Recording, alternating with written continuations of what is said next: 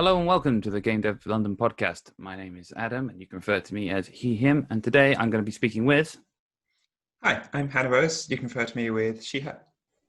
Excellent. So today we're going to be talking about effective programming for tiny games and tiny teams. All the teeny tiny developments that engage and delight us and make us have a fun time. But before we get into that, first, welcome Hannah. Thank you for joining me today. Tell us a little bit more about yourself. What do you do? Where do you come from? What brings you here today? So I'm a freelance Unity programmer. I currently work at Bithell Games on secret games industry NDAs everywhere stuff. But I've had a history of accidentally working for companies that keep doing small indie. It's always narrative games with an occult twist. It's the weird coincidence in my history. Reasonably new into the games industry. I've only been here for a year and a bit. Before that, I used to work at a VR agency. Before that, I used to be teaching kids how to code by teaching them to make games. Sweet. That's awesome. Nice. Yeah, that's a nice little route into it. It's sort of always, that's very sort of games adjacent, not quite, and then just sort of fell into it from all those kind of skills, which is pretty cool. It's that weird thing where like I was technically making games for a living because I was making games that you would then teach kids to make. But then there's the weird binary of, are you in the games industry? The lines get very blurred. There is a line and it's really hard to see it, but there is a very definite line that you cross. Well, 100% in it now, Bithell Games and stuff. That's super cool. And I would ask you more questions about it, but then I would also I will see the NDA floating in front of me. So instead of asking that, let's focus on the programming side. So different programmers, different ways. We're going to be talking about tiny programming in a second. But first, how would you describe your sort of programming style? What do you like? Are you more sort of mechanics and tools, front end, back end? Where do you sort of fit in terms of your style? See, because I work for I've never worked on a game with a team of more than 8 people, I think. It's 8 people currently. So it tends to be a lot of, you do everything. I imagine you've had this yourself from what I know of you. Absolutely. But it's the whole thing where, because there's 2 programmers on the team at maximum, you have to learn every single aspect, how to work with every different programmer, so every non-programmer. And yeah, so my style is very much all over the place, but mostly just trying to focus on making what other people do easier or better. Mm-hmm. So I'm really into shaders because that helps artists a lot. I'm really into making tools and infrastructure stuff so that the designers can have an easier time adding content. Mm-hmm. The more I go on, the more I sort of end up falling into tools programming, not because that's where I started, but because many things I develop, I'm like, this would work really well as a tool I could use again. And just that sort of abstract mindset is just so useful for building things up that I can go back to and use again and again, instead of when I started, which was very I'll just build the thing so it works. And then when you move on to the next project, you're like, I can use none of this because it's all a garbage fire of spaghetti code. And I wish I thought of building it abstract. So I definitely get where you're coming from that sense.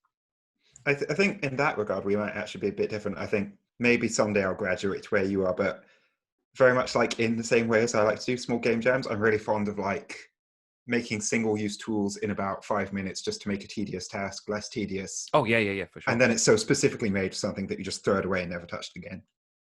Well, I think that's the sort of the width of tool programming, because obviously a lot of people just think of it as just tools in this sort of grand sense. But 100%, if the moment I hit this task is going to repeat more than 2 times, just build a tool for it. Why would you not? Even you're right, even if it's just going to be used for that project. I like doing abstract things purely just because I'm coming from the business perspective. I like being able to then taking it away and selling it to someone at some other end. And because the Unity asset store is just so good for that.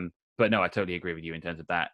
The moment you hit this is going to be, even if it's by somebody else, someone is going to have to spend some time doing this thing, that you're better off just building a tool for it. And I was actually talking to someone last week about not from games, from another sort of area, but they do a lot of manual copying and pasting and cutting and loading of things into Excel documents. And you just sit there with the program going, but make a program, just please. And obviously that's not their remit, but I'm just oh no, the freedom. Yeah, it's on team calls, I've had to make sure the rest of the team know, hey, if ever you have a job that you think is incredibly tedious, do let me know. Because most of the time, people don't even realize the things that you can do with programming. So it's really important to encourage people to overestimate programmers and ask you to do more than you can do. Because it's better than the other way around. And if they ask you to do something impossible, you can just say no. Like if there's going to be a No. problem, I will come and I will come to you and say, you know what? No, I can't do that. That's too Yeah. far. If you say, can you add networking to the game in the next hour? I will say no, I can't. Never ask that of me, and then you'll be made to leave the room. But networking is one of the few places where that is. So most things, it's going to be possible. Speaking of things that should never ever include networking, although you may tell me otherwise, tiny games. Now, tiny games, absolutely no networking. Tiny no. No networking. Well, let's start there. What is a tiny game? How are you defining a tiny game? So to me, what I consider a tiny game is generally like, and this is possibly coming from a slightly ADHD mindset, but it's a game that you could sit down and when you've stood up, it's done. Never needs to be touched again. Okay, nice. And obviously factor in 5-minute breaks and stuff from time to time, but within the space of you can start and finish the game without ever really losing your context. Mm-hmm, mm-hmm. So is it from is that from the mindset of the game being played? Can then be like it'll be played, you sit down, play it, and stand up, or is that from being made, or is it both? It's from when you start to make it to when you finish making it. So usually you won't spend any more than like 4 or 5 hours working on something. Okay. It's like a mini game jam, like a super focused Yeah. You think about it. Okay. So in terms of that, then what going into it? So let's start from going into it first. What changes from your mindset of when you go into even a game jam or a bigger project, you're sort of like, okay, we'll figure out this, figure out that. What do you need to? Because I imagine there's a lot you almost need to throw out the windows before you even start when working on a tiny game. Yeah, it's basically just part of the appeal of it to me is the fact that the moment you start, you don't stop to think things over. Maybe you wait until some vaguely half coherent thought enters your head, and then you just write that down on. You write that down, you immediately start building the bridge in front of you. So it's that Wallace and Gromit thing where Gromit's just laying out train tracks in front of him the whole time while the train goes forwards. It's embracing that in the hopes that it'll take you to some strange new direction that you wouldn't normally have thought of. Mm. Well, leaning into that then, because that's a good example. Because the natural place that sort of metaphor comes up is things like feature creep and that kind of thing. The art of going, oh, but I want to add this and I want to add that. And when you're in a tiny game scenario, I'm assuming that is the absolute opposite mindset of what you need. How do you keep that sort of that feature creep aspect of general development away, and how do you sort of focus yourself in on what you need to build? So I have this. I refer to this as racing to the finish line, and usually I recommend this a lot to like students who are making their first games and stuff. But in smaller game jams, you'll usually start off doing this. And it's this point where you ask yourself, okay, between me and the game being complete, what is the shortest possible path? If I were to just like sprint from start to finish, what are the only remaining things that need to be done? And cut to get there. So like to me, what's key in a lot of games would be a score, a restart button, and a way to make the score go up. Mm-hmm. Is sound necessary? No. Is meaningful gameplay necessary? A lot of the time, no. So this is sort of, especially in comparison then to like a game jam, for example. So this is more, first it sounds a lot more sort of programming heavy in terms of your mindset, just drop all the other, like, a lot of people will better run, like if you need the game's got to have sounds, got to have audio. In this case, you're really going, does it need that for this? Does yours need to have that kind of thing? It's really just the purest form of almost mechanics driven, like get this thing working. Well, not even then sometimes. So when I do I like to do 1 hour game jams. There's this lovely website and Discord community that run these weekly 1 hour game jams.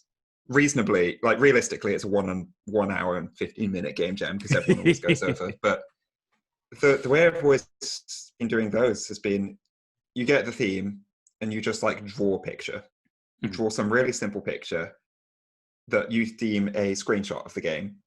And then that usually takes like the first 20 minutes or so. And then you just say, okay, what do I need to make this game that I have a screenshot of reality? And a lot of the time it turns out you don't even put much gameplay in there. So I think the most minimalist game I've had is like this is a game that would be incredibly boring to play, but it's this one game where you just have a character dancing. They're doing a little dancey animation. They've got a pan. There's this music. And when you press space, your character flips an omelet in the pan. That's the only thing you can do in the game. Okay.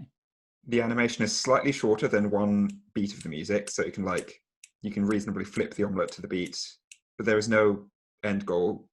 And the only programming in that game is when space is pressed, play an animation.